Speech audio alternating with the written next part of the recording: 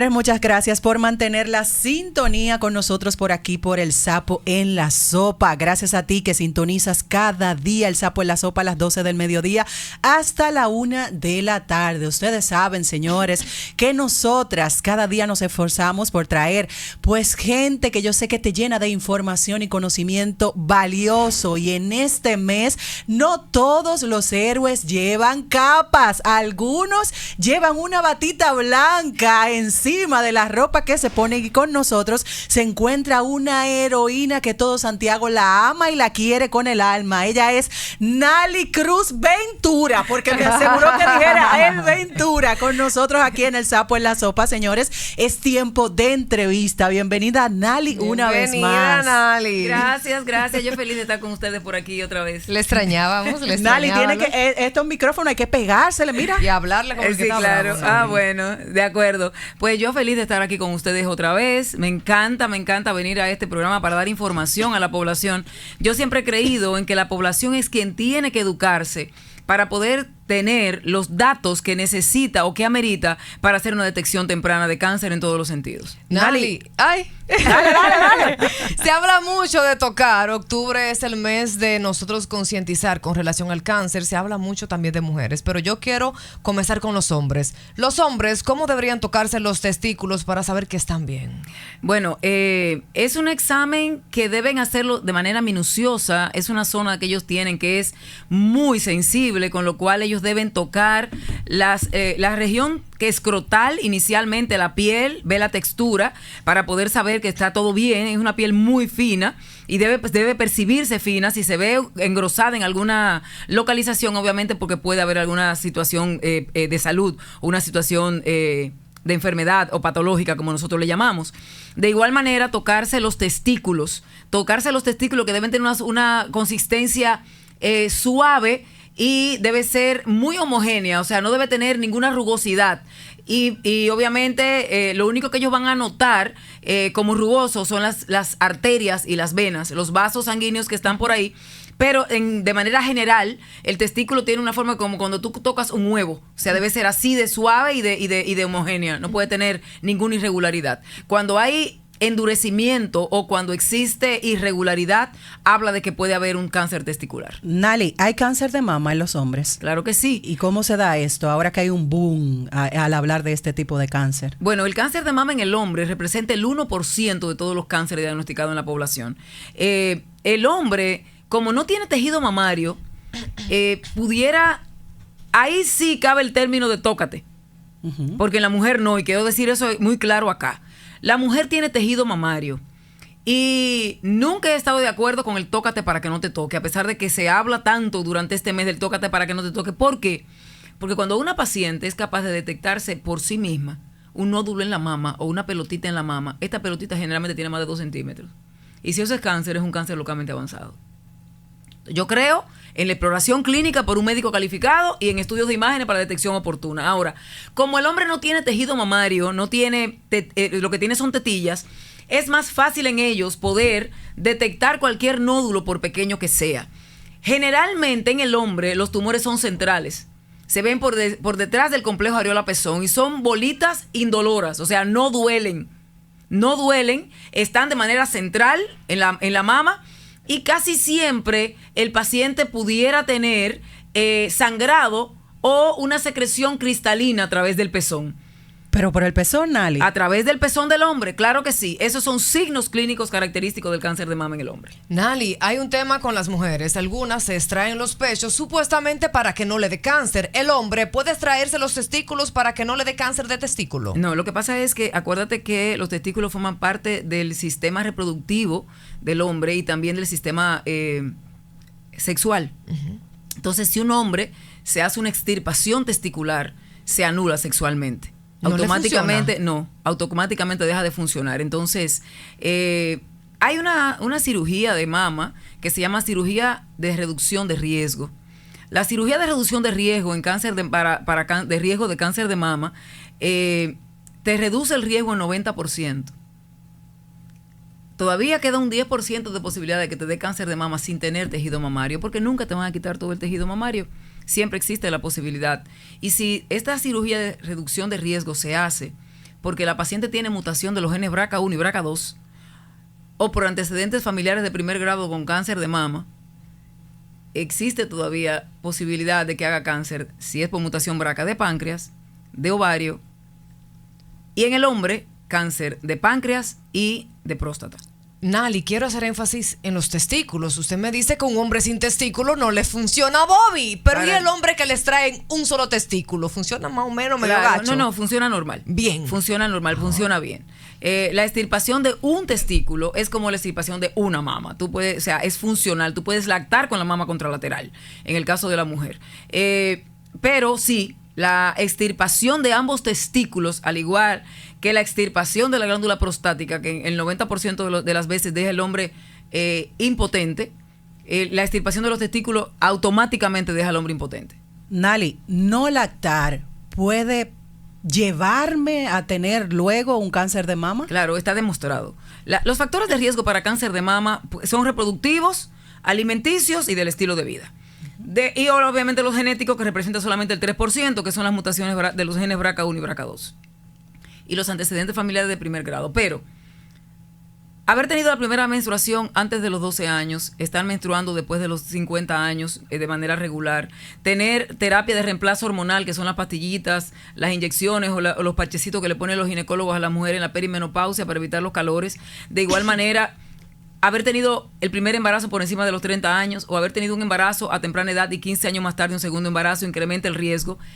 Haberse embarazado, haber dado a luz y no lactar es un factor de riesgo para cáncer de mama, o no haberse embarazado nunca por ser la nuliparidad por esterilidad, también son factores de riesgo para cáncer de mama. O sea, que si yo tengo un niño y espero 15 años, eso puede para ser... tener el segundo, claro, eso es un factor de riesgo para Entonces, cáncer ¿cuál de es mama? la edad promedio que yo debería dejar entre mis hijos? No se supone que deberían ser más de 5 años. Deberían estar con un tiempo entre 5 y 6 años como mucho para tener los hijos en ese lapso de tiempo. No, perfecto. Nali, quiero hacer énfasis en los hombres. Hablemos del tema de la próstata. Le hice una pregunta a Vila, pero me dijo, espera que venga Nali, que ella te puede contestar eso. Hablemos de radio y quimioterapia cuando se habla directamente del cáncer de próstata. ¿Cuándo un paciente es elegido para radio y cuándo lo eligen para quimioterapia? Muy bien, es una muy buena pregunta, Quismel. Tú como que has leído mucho de eso. Fíjate, el cáncer de próstata para fines de manejo se divide en grupos de riesgo.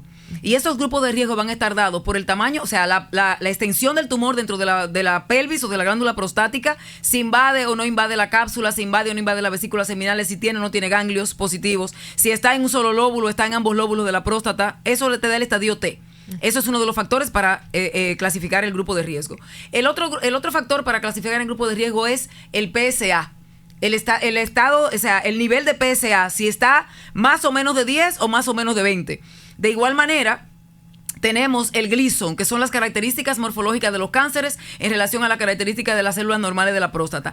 Esos 3 parámetros me van a clasificar al paciente en grupo de riesgo: bajo riesgo, intermedio, alto riesgo, muy alto riesgo. Entonces, los pacientes de bajo riesgo pueden tener cualquier tipo de tratamiento: cirugía, crioterapia, HIFU, hormonoterapia, y en ocasiones, en los países industrializados, cuando el paciente tiene una expectativa de vida de menos de 20 años, no le hacen tratamiento.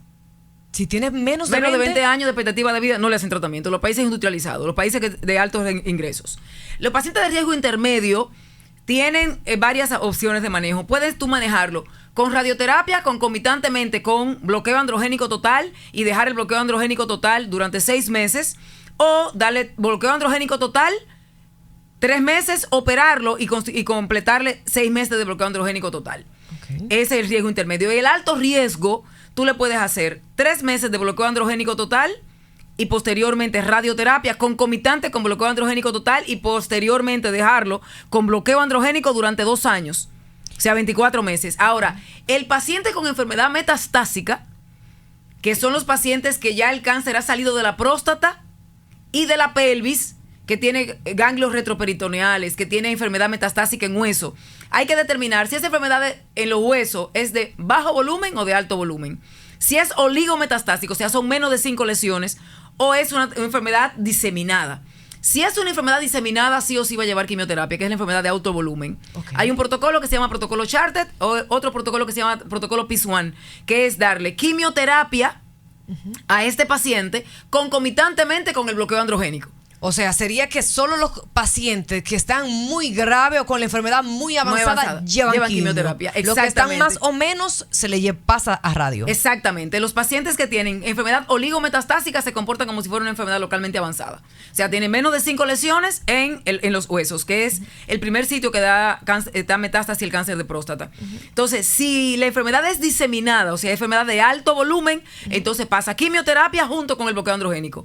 Se reduce la enfermedad, porque la verdad que les va muy bien, o sea, con quimioterapia, el medicamento que se utiliza es el docetaxel, y posteriormente entonces pasa a radioterapia para control local de la enfermedad y control sistémico en la parte de las lesiones que puedan quedar en los huesos. O sea, que se trata la enfermedad local en la próstata para evitar que siga tirando lesiones metastásicas, y se trata la enfermedad sistémica, y se continúa con o acetato de abiraterona o acetato de leuprolide con bicalutamida, ya de largo plazo. ¿La radioterapia es invasiva?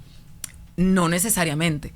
Tiene efectos colaterales o efectos secundarios como todo, pero no es invasiva. El tratamiento digo no necesariamente porque hay un tipo de quimioterapia, de radioterapia, perdón, que se llama braquiterapia. La braquiterapia son implantes de semillas que se hacen en la glándula prostática, pueden ser semillas de yodo o semillas de yodo de oro, que dan radioterapia a la próstata, eso para pacientes de bajo riesgo, o se colocan un tándem con unos aplicadores y se colocan fuentes de iridio para irradiar solamente la próstata. En estos casos, ese sí es radioterapia invasiva, pero en la mayoría de los casos es radioterapia externa. Ahora tenemos la posibilidad de hacer dosis ablativas, dosis muy altas, que se llama radiocirugía o radioterapia esterotáxica extracraneal o SBRT, a la próstata, que en 5 sesiones tú haces el equivalente a 45 sesiones con dosis muy altas. Nali, endometriosis sin tratar, ¿podría a largo plazo causar un cáncer? Sí, claro.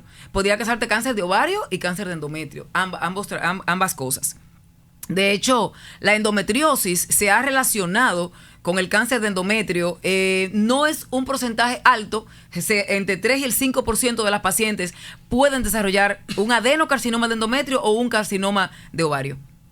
Ay. Nali, vamos a hablar entonces de cáncer de útero. ¿Qué es lo primero que me tiene que alarmar como mujer para yo irme corriendo al médico y checarme? Bueno, lo ideal es que tú vayas al médico sin tener nada, sin tener ningún síntoma, para que se te pueda diagnosticar la enfermedad temprana. Ahora, cuando hablamos de útero, estamos hablando de dos partes. Estamos hablando del cuerpo del útero, que ahí se incluye lo que es el cáncer de endometrio y los sarcomas uterinos, y estamos hablando del más frecuente, que es el cuello uterino en nuestro medio.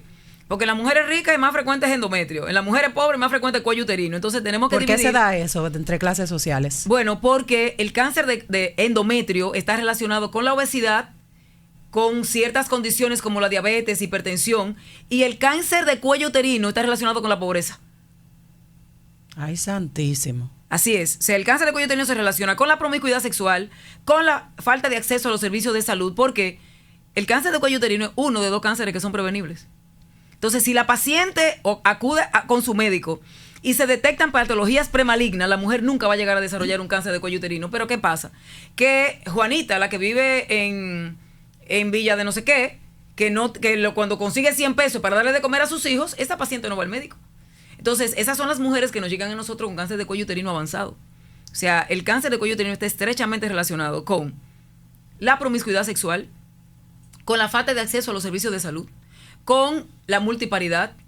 ¿Quiénes son las mujeres que paren mucho? Las mujeres pobres. Yo tengo... Bueno. Suéltelo, fluya. Yo parí uno solo. ¿Tú me entiendes? A pesar de que biológico es uno solo, tengo varios, pero biológico es uno solo. O sea, las personas de cierto estatus socioeconómico no tienen multiparidad. Entonces, ¿qué son las que realmente tienen acceso a los servicios de salud? Que son las que tienen el acceso a hacer detección oportuna de los cánceres, o las que tienen acceso a hacer prevención en el caso del cáncer de cuello uterino. Por eso te preguntaba, ¿de qué tú quieres que hablemos? ¿De cáncer de endometrio o de cáncer de cuello uterino? Creo que deberíamos hablar de cáncer de cuello uterino. De cuello, sí. Dale con el de cuello. Claro, porque, mire, el cáncer de cuello uterino es la 4ª causa de cáncer diagnosticado en el mundo, pero es la 2ª causa de muerte por cáncer en la mujer en el mundo, siendo un cáncer prevenible. Y hay países de bajo riesgo y hay países de alta incidencia. Los de alta incidencia son los países pobres, o los países donde hay mucha promiscuidad, como Colombia, Brasil.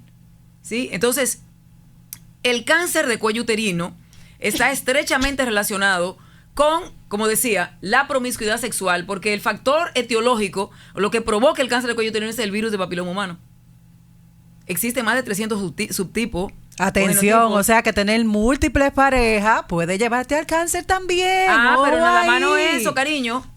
Tener una sola pareja y que esa a su vez tenga múltiples parejas condiciona a la paciente también a tener cáncer de cuello uterino. O sea que nada más no es que la mujer sea promiscua, sino que ella sea monógama, pero que su marido sea promiscuo también le aumenta el riesgo de tener infección por el virus de papiloma humano, que a la larga es lo que va a dar origen al cáncer de cuello uterino. Nali, estamos hablando de hijos. Fuerte. Quiero hablar sobre medicamentos. ¿Cuáles medicamentos del cáncer podrían afectar la reserva ovárica de la mujer y causar infertilidad? Prácticamente todos. ¿Todos? Entonces, prácticamente todos. Los antraciclenos, sobre todo en cáncer de mama, los antraciclenos y las sales platinadas te pueden reducir la producción ovárica. Entonces, la mayoría de pacientes, por ejemplo, con cáncer de mama, que reciben tratamiento intenso, terminan con cierto grado de esterilidad. Y si en dado caso estoy embarazada y tengo cáncer, ¿cómo me trabajan? Wow, eso es un problema médico legal serio. Muy serio. Esas pacientes tienen que comentarse en un comité multidisciplinario. En ese comité multidisciplinario se debe invitar a un abogado que conozca de medicina, porque yo como oncóloga, yo necesito iniciar el tratamiento en la paciente, porque lo que ella tiene en este momento es cáncer y yo lo que soy es oncóloga, ¿verdad? Yo no quiero provocar un aborto. Entonces, en cualquier momento del embarazo yo debo iniciar el tratamiento con quimioterapia. Muchos embarazos se han desarrollado sin problema durante el tiempo del tratamiento oncológico. Sin embargo, hay algunos medicamentos que pueden provocar abortos espontáneos. Entonces, es un tema médico-legal muy serio, porque en este país el aborto está penalizado. Entonces, eso es un tema que debe haber un abogado aquí para que lo dilucidemos en conjunto. Pero yo como oncóloga debo iniciar el tratamiento oncológico en la paciente, independientemente de la edad gestacional. Después que nace el bebé, ¿podría causarle algún efecto a los medicamentos? Ya sea abstinencia, algún movimiento brusco, algo visiblemente. Bueno, de hecho, hay tumores que los niños pueden sacarlos, como el melanoma, por ejemplo. Si la paciente tiene un melanoma durante el embarazo, el niño puede salir con el cáncer que se llama melanoma. Entonces, eso es uno de los... Espérese, Nali, vamos a explicar eso. Melanoma no son como tumorcitos que parecen a cierta vista una mancha en algún órgano. Exactamente. Entonces, eso también puede ser cancerígeno. Claro, por supuesto. Todos los lunares pueden ser cancerígenos. Nali, pero y entonces hay un tema con los antojos aquí en la República Dominicana. ¿Cuándo yo identifico cuando es una mancha, supuesto antojo, y cuando directamente es un melanoma? Mira qué pasa, es que la mayoría de esos antojos que tú dices, con el paso del tiempo se convierten en melanoma. ¿Por qué? Porque son lesiones hiperpigmentadas que cuando están en zona de fricción, por ejemplo, si están en la zona del cuello, en la zona del talón, en la zona de la manga, que tienen roce constante, eso puede transformar esos melanocitos en tumores malignos o con atipia y dar origen a melanomas. Nali, espérate, y el famoso chicharrón con pelo y con bolita que le salen a los niños. Chicharrón con pelo, tú no tienes idea de la cantidad de pacientes que yo he visto con melanoma con ese chicharrón con pelo. Ajá. Ay, santísimo Dios. Nali, ¿qué le dirías a una persona que recientemente está diagnosticada con cáncer de cualquier tipo y que quizás tiene incertidumbre, miedo, temor? ¿Cuál es el mensaje que usted como oncóloga le puede dar a esa persona? Que cáncer no es una sentencia de muerte, es lo primero que tienen que saber. Nosotros tenemos un arsenal de tratamiento muy amplio para poder curar a los pacientes. La diferencia entre la supervivencia y la muerte en cáncer es directamente proporcional al momento en que lo diagnosticamos. Lo ideal es que la paciente acuda al médico o la persona acuda al médico mientras está bien, porque cualquier enfermedad que se diagnostica antes de su manifestación clínica es potencialmente curable y el cáncer es una de ellas. Ahora bien, ya la persona que tiene el diagnóstico de cáncer debe saber que no tiene en su frente una sentencia de muerte. El cáncer es curable. El cáncer es curable. Ahora, va a depender mucho de lo que el paciente quiera hacer, porque el paciente tiene autonomía.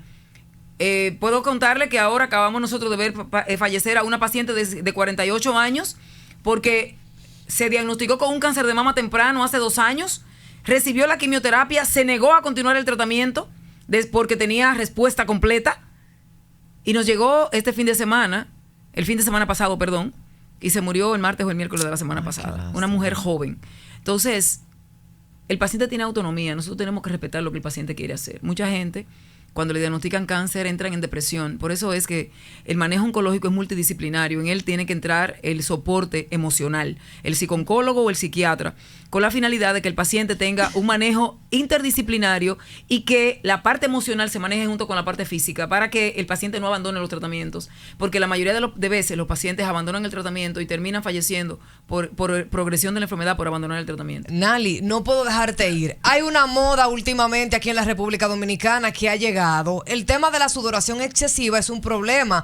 Están utilizando el tema de los botox en el cráneo para dejar de sudar. En las axilas se lo están colocando para evitar esa sudoración excesiva, pero también hay hombres que se están inyectando botox en los testículos para que no se vean tan arrugados. Entonces tú como oncóloga, ¿cómo tú visualizas que un hombre se esté colocando botox en los testículos y que las mujeres lo estén utilizando en las axilas y en el cráneo? Bueno, fíjate, una vez, hace ya varios años, yo leí un artículo acerca del botox inyectado en el cráneo que reducía la presencia de migrañas.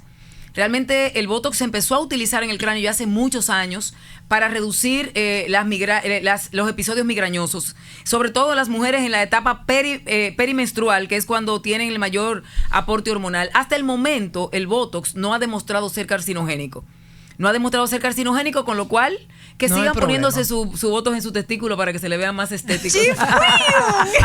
Bonito. Nali, última pregunta. Ahora, yo nunca he visto un escroto sin pliegues, ¿eh? No lo he visto nunca. No entendí, pero bueno. Se lo están inyectando en los testículos, esos hombres tan creativos. Nali, última preguntita ya. Es cierto, y en varias ocasiones escuchamos esta frase, que la mente mata más rápido que el cáncer.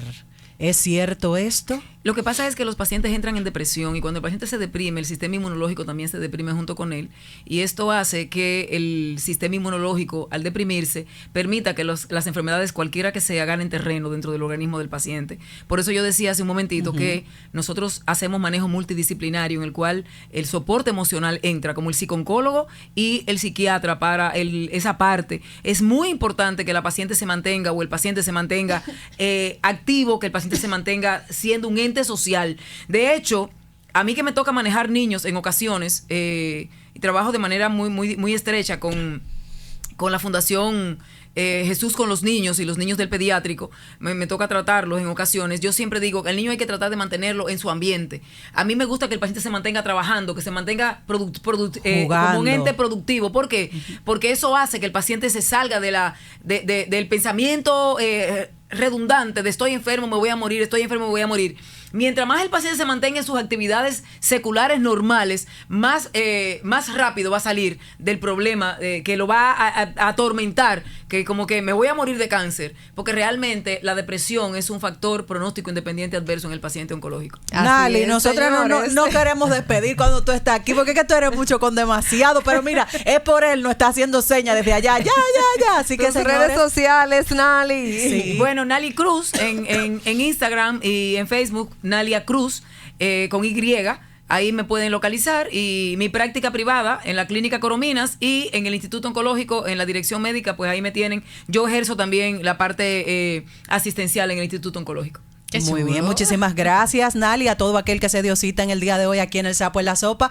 Nos reencontramos mañana martes por aquí, por Full 94.1. Bye, bye. Chaito, pues. Full 94.